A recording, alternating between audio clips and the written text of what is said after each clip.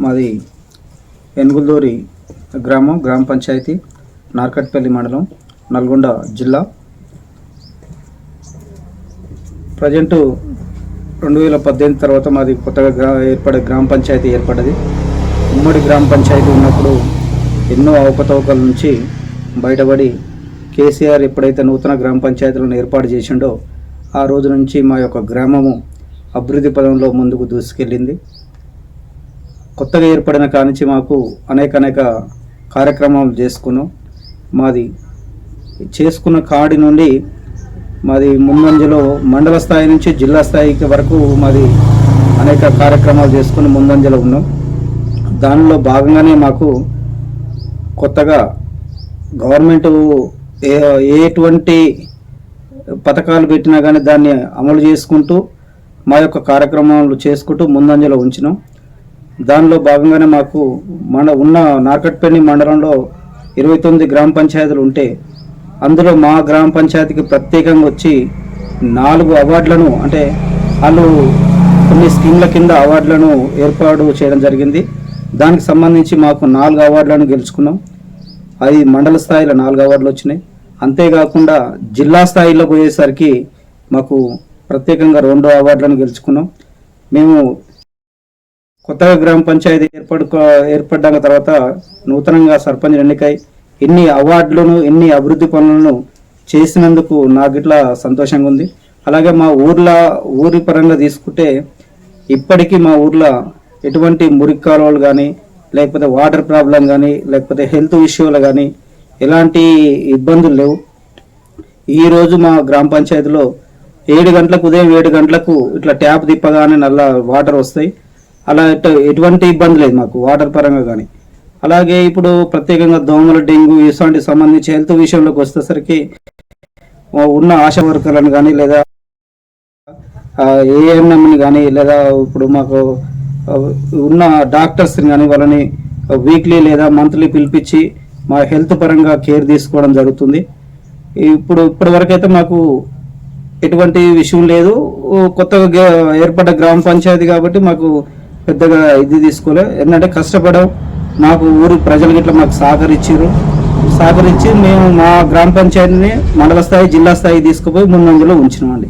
అయితే రానున్న పార్లమెంట్ సర్పంచ్ ఎలక్షన్లలో మీరు మీ గ్రామంలో ఏ విధంగా ఓట్లు అభ్యర్థిస్తారు, ఏ విధంగా ప్రజలకు వెళ్తారు?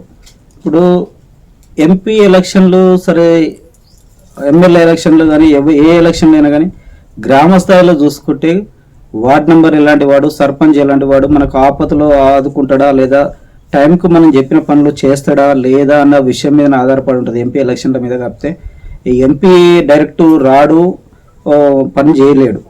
ఏదన్నా ఊళ్ళో అతి తక్కువ దగ్గర ఉండి పనిచేసే వ్యక్తి అంటే ఒక ఓన్లీ సర్పంచ్ మాత్రమే. కాబట్టి సర్పంచ్కి ఎక్కువ అధికారం ఉంటుంది. సర్పంచ్ చెప్పితే చేసేవాళ్ళు, ఓట్లు వేసేవాళ్ళు చాలా మంది ఉంటారు. కాబట్టి మేము ఎక్కువ ప్రజలకు అందుబాటులో ఉంటాం కాబట్టి మాకే ప్రియారిటీ ఇస్తారని మేము కోరుకుంటున్నాం. అయితే మాజీ ఎంపీ కోమటిరెడ్డి వెంకటరెడ్డి గారి మీ దగ్గర ఆయన మీ గ్రామానికి ఏమన్నా ఫండ్స్ కేటాయించిందా? అంటే ప్రత్యేకంగా వెంకరెడ్డి సార్ అంటూ ప్రత్యేకంగా ఏం కేటాయించలేదు. ఇంతకుముందు సరే వెంకరెడ్డి సారు ఆ విషయానికి వస్తే దగ్గర పట్ల ఇంకా చాలా పనులు చేయాలి ఇప్పటి వరకు. ఎందుకంటే ఈ రూట్లోనే మా ఊరు దాడితేనే వెంకరెడ్డి సార్ వాళ్ళ ఊరు ఈ రూట్ కాబట్టి వాళ్ళకు చాలా, ఈ ఊరు కానీ ఎల్లంల కానీ, ఎన్గుల్దూరి, ఎల్లంల, కొండపాగూడెం ఈ ఊర్ల దగ్గర రూట్లో నార్కట్పల్లి మండలంలో చాలా వరకు చేయాలి. అంటే అప్పుడు అధికారంలో లేకపోవడం కావచ్చు, లేకపోతే వేరే విషయం కావచ్చు, ఎట్లా మనకైతే తెలియదు. కానీ ఎక్కువ మెజార్టీ పనులు అంటే ఇక్కడ ఏం వర్క్ చేయలేదు. టీఆర్ఎస్ గవర్నమెంట్లో మా ఊరు అభివృద్ధి చెందిందని అయితే చెప్పగలుగుతాం. మేము గతంలో బీఆర్ఎస్ పార్టీ సంబంధించిన ఎంపీల ఫండ్ తోటి మీ గ్రామంలో ఏమన్నా? ఎంపీ ఫండ్స్ తోటి ఏ ఒక్కటి కాలేదండి.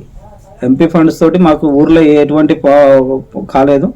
కేవలం ఒకే ఒక రోడ్ వేసిర్రు. అంతకు మించి అయితే ఎక్కువ ఎవరు ఇక్కడ ఇంట్రెస్ట్ చూపలేదు. మా ఎమ్మెల్యే గారు, ఎంపీపీ గారు, లోకల్ మల్లికార్జున రెడ్డి గారు, లేదంటే ఇప్పుడు మాకు ఉన్న జెడ్పీ చైర్మన్ గారు మన నరేంద్ర రెడ్డి గారు, వీరి సహాయ సహకారంతో మేము ఊరిని అభివృద్ధి ఎక్కువ చేసుకోవడం జరిగింది. మీ గ్రామంలో ఇప్పుడు ప్రధానంగా ఏమైనా సమస్యలు ఉన్నాయా? మీ గ్రామానికి సమస్యలు చాలా ఉంటాయండి. ఇప్పుడు కొత్తగా ఏర్పడే గ్రామ పంచాయతీ ఈ 5 ఏళ్ళే కాదు, ఎన్నో ఏళ్ళ నుంచి వెనకబడి ఉన్న గ్రామ పంచాయతీ కాబట్టి ఇంకా చాలా సమస్యలు ఉన్నాయి. ప్రత్యేకించి మా చిన్న విలేజ్, ఈ చిన్న విలేజ్లో ఎవరైనా ఎంపీ కానీ, ఎమ్మెల్యే గారు కానీ, ఇంకా ఎవరైనా ముందుకొచ్చి మాకు సహకరిస్తే ఇంకా ముందంజలో ఆ స్టేట్ లెవెల్లో తీసుకుపోవడానికి ఉత్తమ గ్రామ పంచాయతీగా తీర్చిదిద్దడానికి మాలాంటి యువకులు చాలా మంది ఉన్నారు, ముందుకు వస్తారండి. మీ గ్రామంలో వైకుంఠ ధామాలు కానీ పల్లె ప్రకృతి వనాలు కానీ పర్ఫెక్ట్గా నిర్వహించబడుతున్నాయా?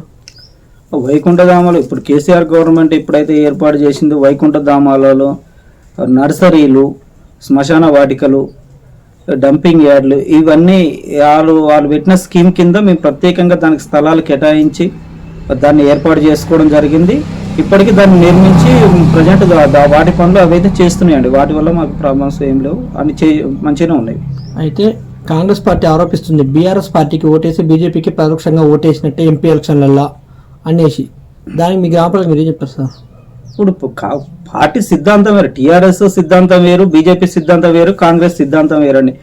మేము ప్రత్యేకంగా టీఆర్ఎస్ నుంచి ఉన్న పార్టీ నుంచి బీఆర్ఎస్కు మార్చి ఆల్రెడీ కేసీఆర్ గారి నాయకత్వంలో ఇండియా లెవెల్లో దేశ స్థాయిలో ముందుకెళ్తుంది. అంతే తప్పితే బీజేపీకి టీఆర్ఎస్కు సంబంధం లేదండి.